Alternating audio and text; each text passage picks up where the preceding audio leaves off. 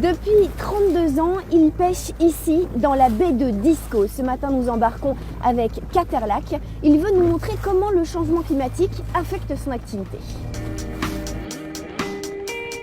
Ça, ce sont les filets que je vais utiliser. Et qu'est-ce qui a changé avec le réchauffement climatique? Ce qui a changé, c'est qu'on peut pêcher presque toute l'année ici en bateau. Avant, la mer était gelée pendant tout l'hiver et il fait moins froid, c'est plus facile pour nous. On a commencé à le sentir en 2002-2003, on s'est adapté et depuis on peut gagner plus d'argent. Des poissons de plus en plus faciles à pêcher et qui sont ensuite revendus à cette usine. Ici, la pêche, c'est 90% de l'activité économique. Le réchauffement est donc vu comme une aubaine. On va voir à l'intérieur comment ça se passe. C'est là que nous recevons tous les poissons et que nous les trions en fonction de leur taille.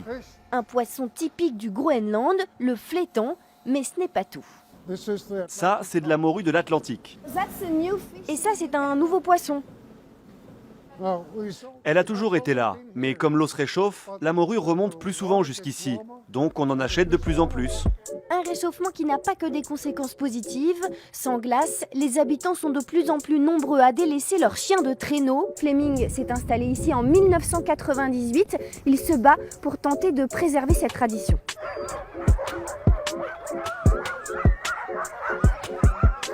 Donc c'est là qu'on garde la nourriture. C'est une race typique du Groenland.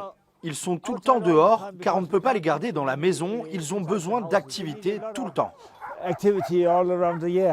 29 chiens que Fleming utilise pour se déplacer ou chasser.